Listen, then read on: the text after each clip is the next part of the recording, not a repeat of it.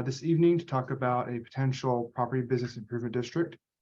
As you see on the screen, we are offering translation services for those who need it with the free application Wordly. Please feel free to scan the QR code that is on the screen. We're going to go ahead and give about 2 minutes for those that need to register with the system and start translation, and also to give anybody that's running a little late to the meeting to sign on. So we will start the meeting and going through our presentation here shortly, in about 2 minutes.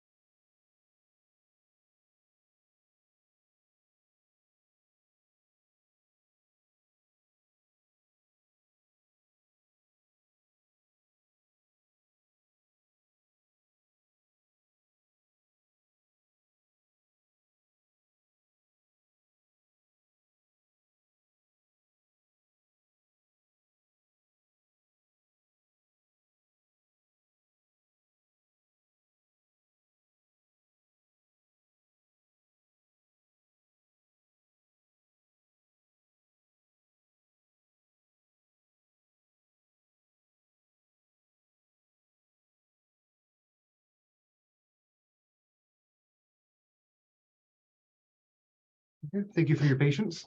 As you mentioned, I want to thank you first and foremost for taking time out of your busy day and schedules to join us and discuss about this potential opportunity. We'll go ahead and commence now this meeting. So we are here to talk about a potential property business improvement district. The city has engaged a company named Civitas to conduct a feasibility study, which is one of the basis for this informational meeting. Also to receive your input as we kind of go through this information. Tonight, I'm Bryce Atkins with the City of Gilroy. With us, we also have Kelly Rankin from Civitas, who is a consultant firm to help us through this process, and we'll be giving the presentation this evening.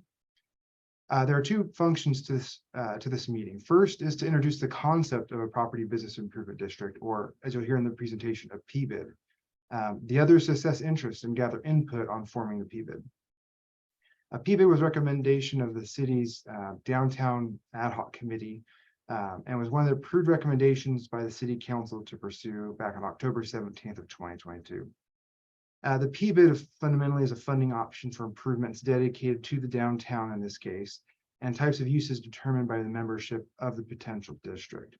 And with that, I'm going to go ahead and hand off the presentation to Kelly, who will take you through the rest of this process and get your input and also present information on that PBID. So let me go ahead and end my share here. Okay, Kelly, it is all yours. I think you're muted.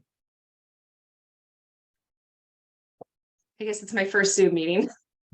Thank you, Bryce. Okay, so I will go ahead and share my presentation.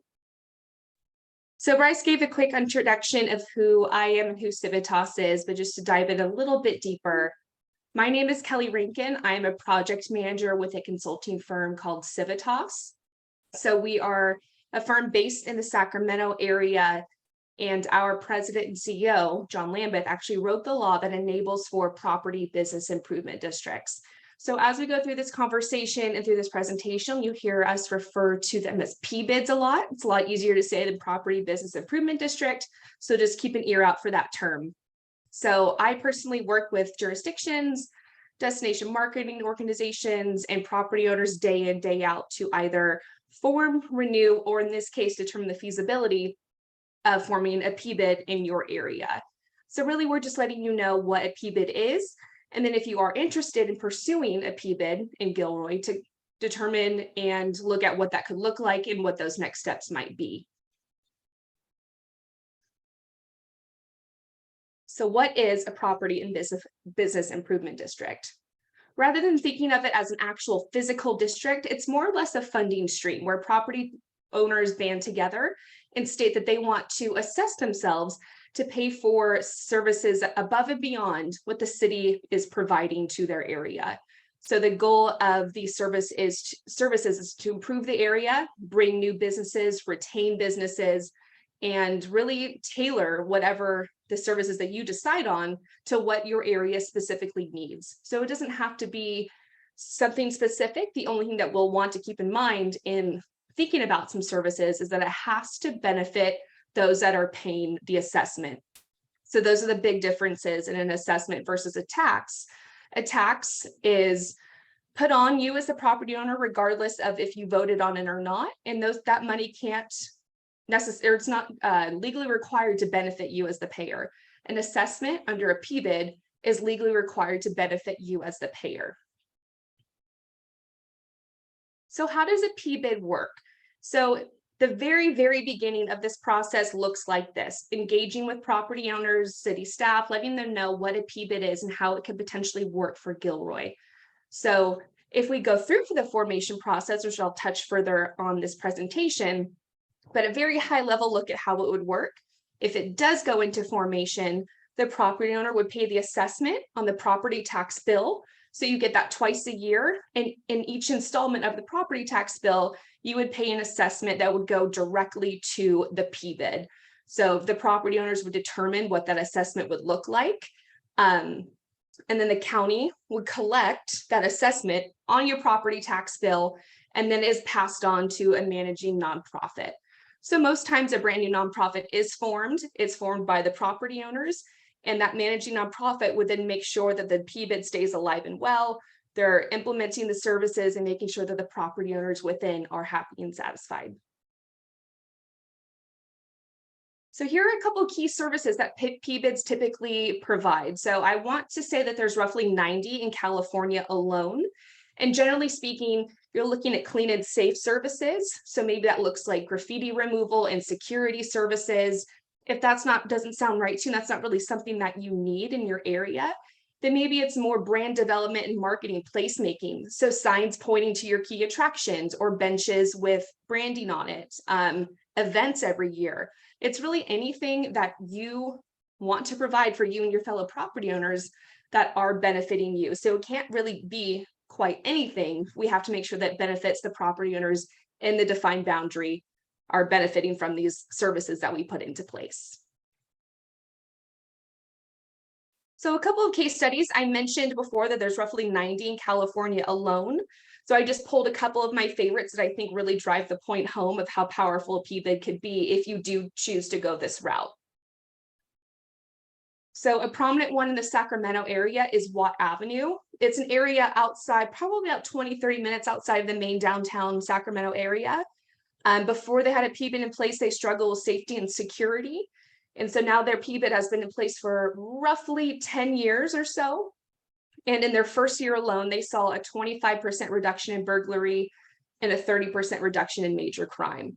So again, not to say that this is exactly what Gilroy would need or what you property owners would be looking for, but this is just to illustrate how powerful the PBID could be in whatever services you decide to move forward with. A really large one in the Sacramento area is the Midtown.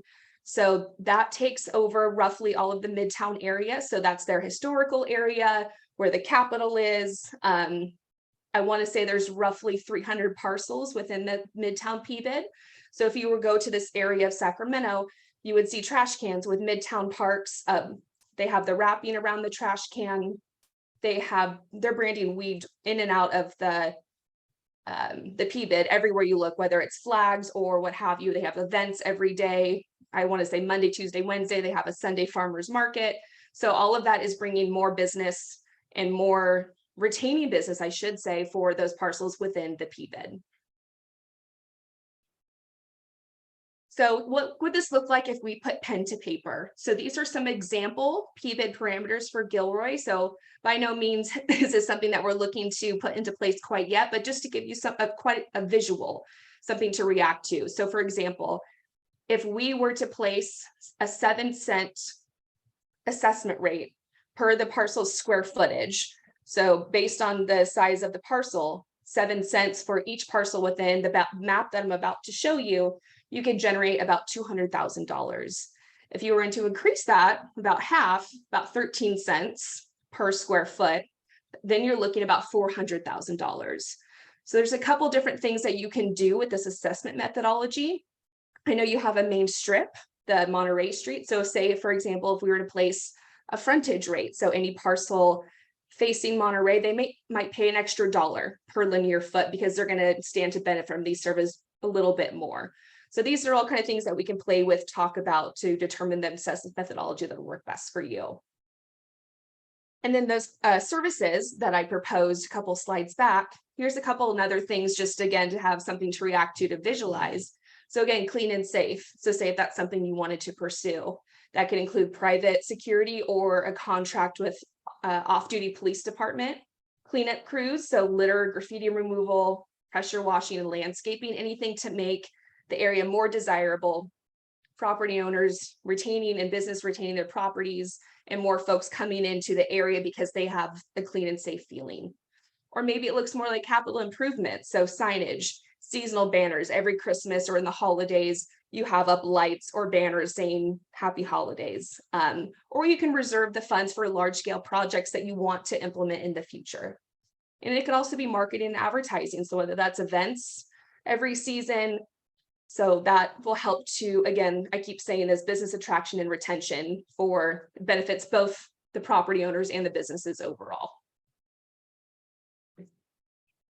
This is a boundary that we just kind of played with as a starting point, which I will zoom in on in a couple slides. But for background knowledge of how a PBID works, so if this does come to fruition, this is something that you'd want to explore. A PBID can be formed initially for up to 5 years. So that's where you max out on the first go around. And if it's supported after that 5-year term, then the property owners would vote again. We'd have to go through the process again, but now you could do that for a 10-year term. So the appeal there is that you're able to build out more sustainable long-term programming because now you have a longer term. And then again, I touched on this a little bit earlier, but the governance would be either an existing or a brand new nonprofit that would work to implement the services. So there is a city oversight role here. The nonprofit would have to deliver a report every year stating here are the services that we did last year. This is what we're doing next year. So it's kind of your annual report card, if you will. But other than that, this nonprofit is responsible for the day-to-day operations of the PBID, making sure they're in compliance with their management district plan, which is kind of going to be the go-to document with all of the services and everything. And that is all going to be comprised of the property owners. So the property owners really are in charge of this PBID. And here's a zoom in of those boundaries, which I just showed before. So you can see at the north end, it kind of maxes out around First Street, goes along Monterey, and then towards the south end of it, it would max out at about 10th Street. So this boundary is just a starting point. We can take away, subtract from it. We can expand on it. The only thing to keep in mind is that these boundaries, the parcels need to remain contiguous. So we can't have a blotch of a PBID over here and one over here. We need to make it one single boundary. So if this all sounds good and the property owners within this boundary that we just looked at are supportive, we would be looking to form a steering committee. So what that would mean is some key stakeholders within that PBID boundary that would really be the sales team of driving this effort home. So helping us go through the formation process, which I'm about to touch on, and then also engaging with their fellow property owners to make sure they're on board. If they're not on board, what are the questions? What are the concerns? And kind of working with everybody in that boundary to make sure everybody is happy and has their questions and concerns addressed. So the formation process, again, if this sounds good, we'd be exploring going through this process. So a crucial step is having meetings like we're having right now, making sure everyone is educated on what a PBID is. So whether that's through open house events, launch events, anything of that nature, one-on-one stakeholder meetings. So property owner to property owner meetings are very, very important.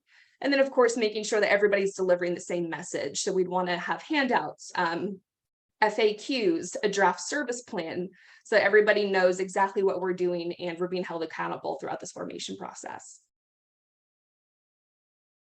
Once the outreach and consensus building is in a good place, we would be looking to draft a management district plan.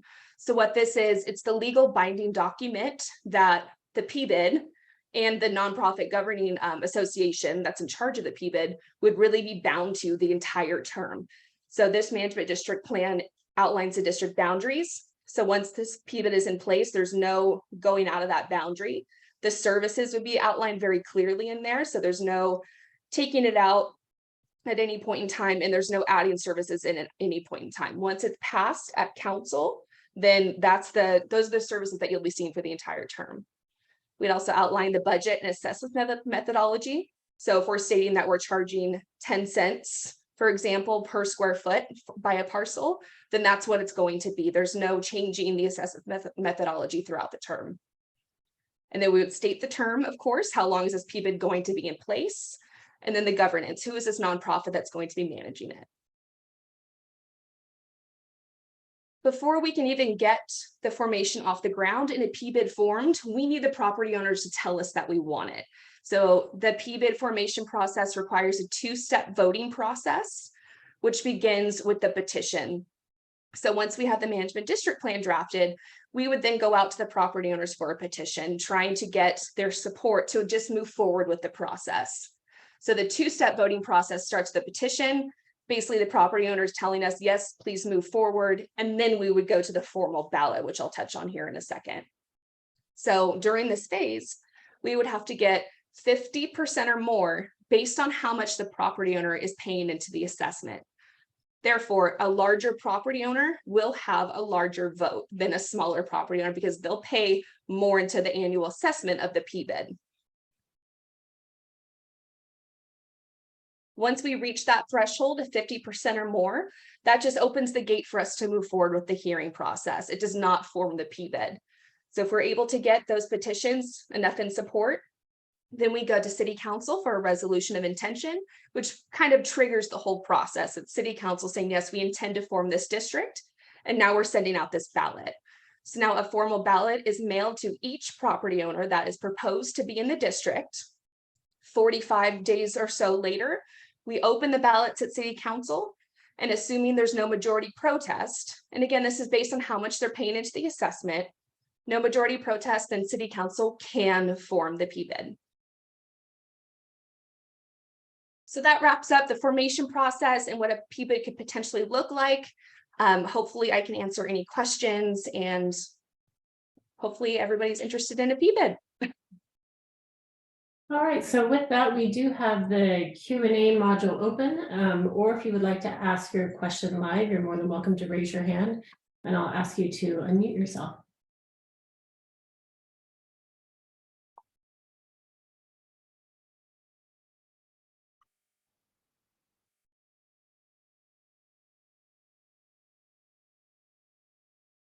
So I don't currently see any hands raised or have any questions in the Q&A. So again, if you'd like to ask a question, please raise your hand or type your question out in the Q&A. Okay, we do have one question. So Jay Rizzuto, I'm going to ask you to unmute yourself. Can you hear me now? Yes. Okay. You had mentioned that it's twice a year that the bid payment would be paid when your property tax comes. Is that correct? Correct. And then is there a percentage that of, like, say it's a 10% increase per square footage? Does your business, Civitas, or the city, does anybody get a percentage of that, or 100% of that goes into the PBID? So generally speaking, we do build in anywhere from a 1 to 3% collection fee that the county and or the city would collect for collecting the assessment from the property owners and then remitting it to the PBID. And that's of the overall assessment, not per property owner. Okay, 1 to 3% goes to the vendors such as you or the city, or the Correct. city. Correct. And then after, let's say this passes after 5 years, then it would go to a vote again.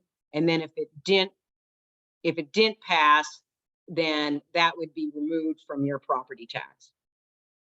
If it did not pass for the second term, correct, you wouldn't have it on your property tax bill anymore. And then on some of your past ones that you've seen here that have, you said there's over 90 in California, how many of these property owners then raise their rent to offset this percent increase that they're paying?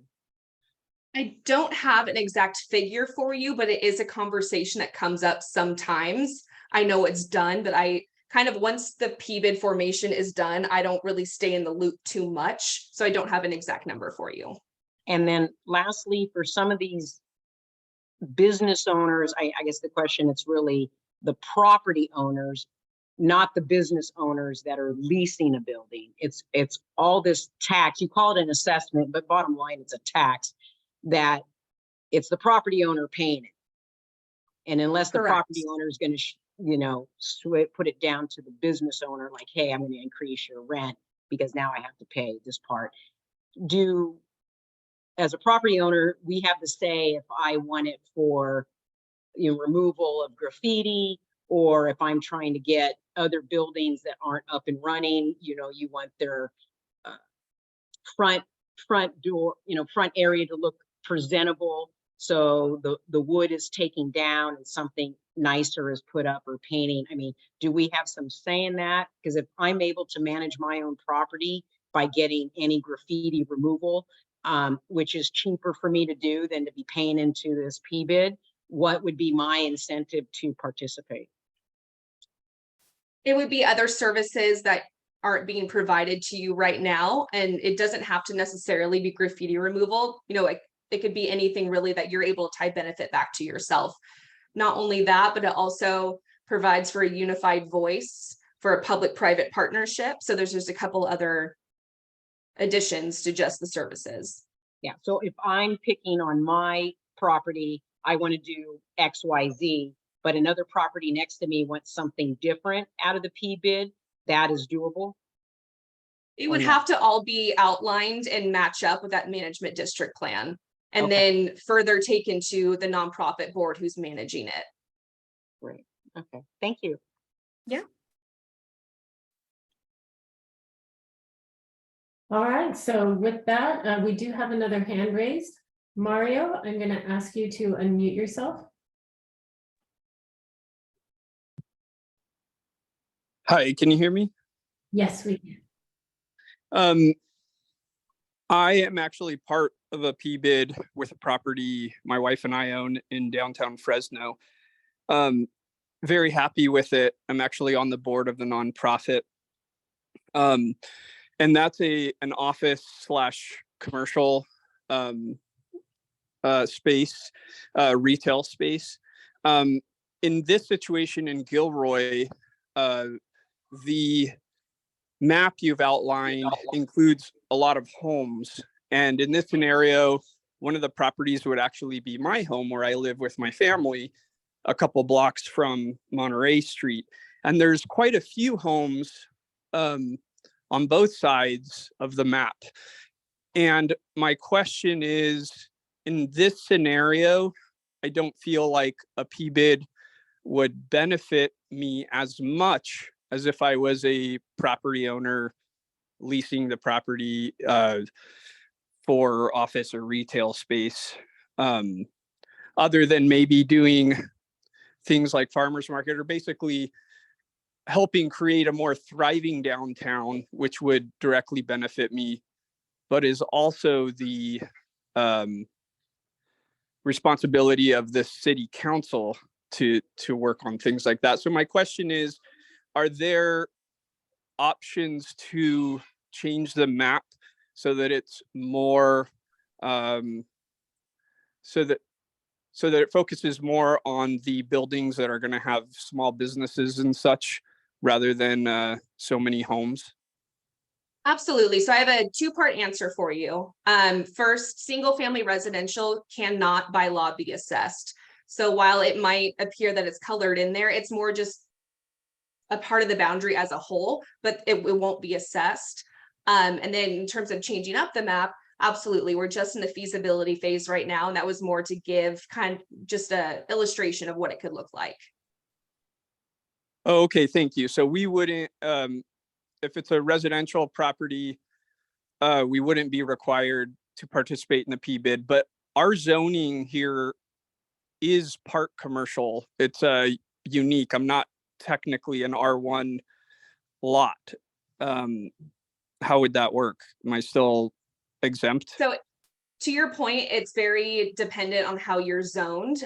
So if it's residential condominium, or if you're single family residential, but there's a commercial component, that might need a closer look, but residential condominiums would be assessed. Okay. Yeah, I do believe we have a commercial component to this property, but it's a single family home, and a lot of these properties on this street have that commercial component, but Yeah. a lot of them are just homes. Right. So And I'll, then we would, please finish your thought. sorry, so then we would be required to participate in that sense. So what I wanted to say is I kind of wanted to edit what I was about to say. So you could be assessed, but if we start to go through this process and we learn or decide that anybody that has a residential condominium or it's multifamily doesn't really stand to benefit that much from these services, we can choose as a steering committee to exempt them from the services. But by law, they could be assessed, but that doesn't necessarily mean that we have to. Okay, thank you. All right. So if anyone else has a question, please raise your hand or type it in the Q&A.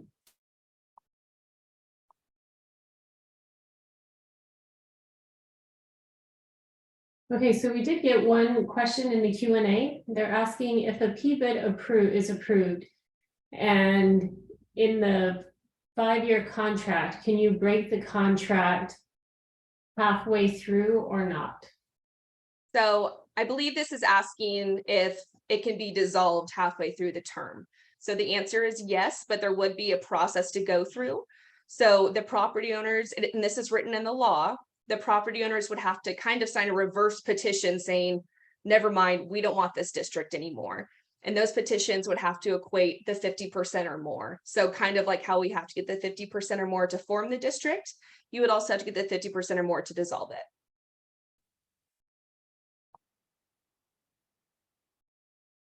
All right, and that's all the questions we have for right now.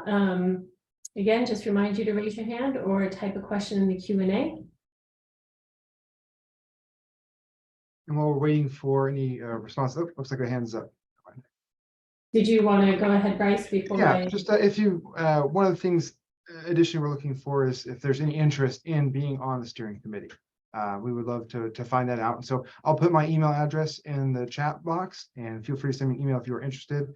And we will go ahead and collect those names and contact information for anybody that's interested. We would greatly appreciate it. Sounds good. Jay Rizzuto, I'm going to ask you to unmute yourself.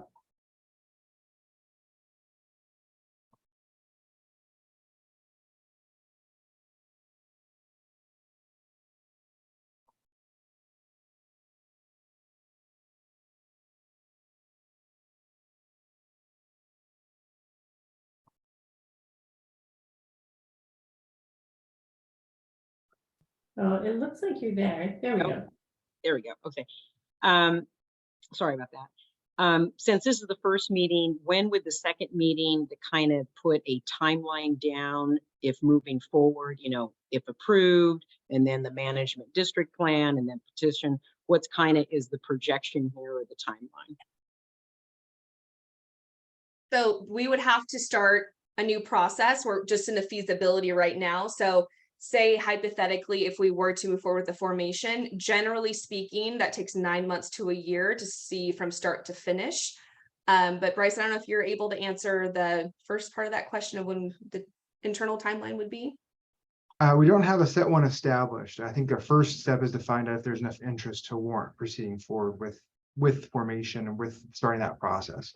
And so that's one of the reasons why we're wanting to have this information meeting tonight. We're also going to see if there's interest in the steering committee that can help us in understanding the intents and desires of the business district, the proposed business district, to pursue that if it's valuable.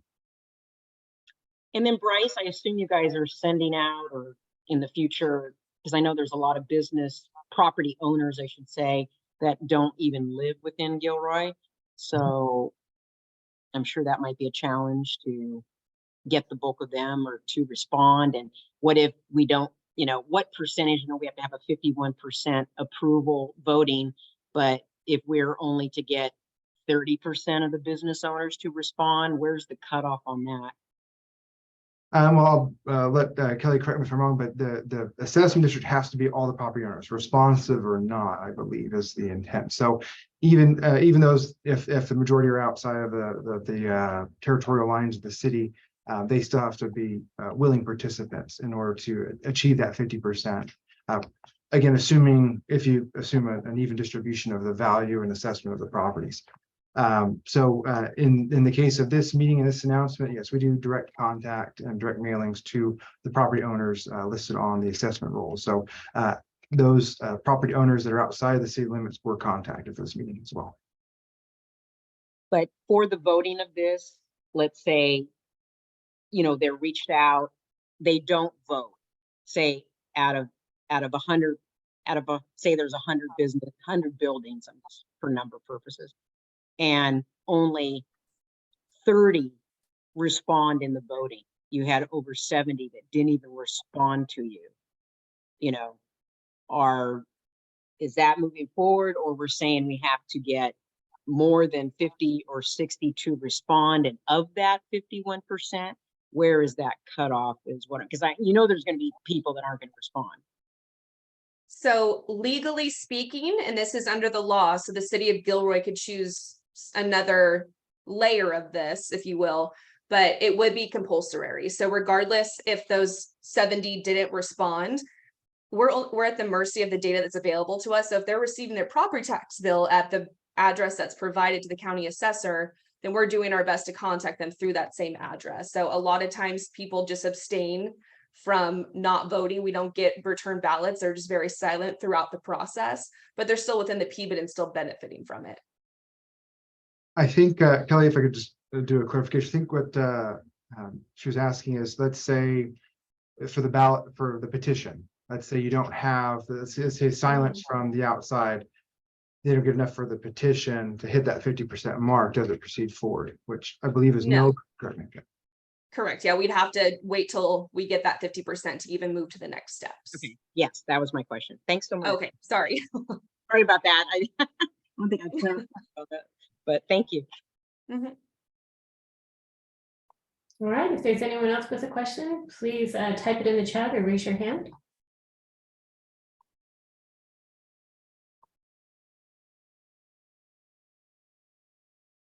And I think that's all we have. I don't see any additional questions or hands raised. Excellent, excellent. So again, we want to thank you for your time coming and joining us this evening. We look forward to getting any input. So if you do desire to be on the steering committee, please do reach out, let us know. And if you have any opinions one way or another, if you're interested in this pursuing, or if you're disinterested in it, please let us know that as well. Any information is good information for us to know whether we proceed forward or not in this feasibility. And with that, I think that's it. Unless you have any other closing comments, Kelly. No, nothing else on my end. Thanks, Bryce. All right, thank you all. Oh, looks like something popped up here. Yeah, we just had one addition, just asking how many total attendees on the call. I think at the high point, we have 7. Excellent. All right, thank you all. Good night. Bye, good night. Bye.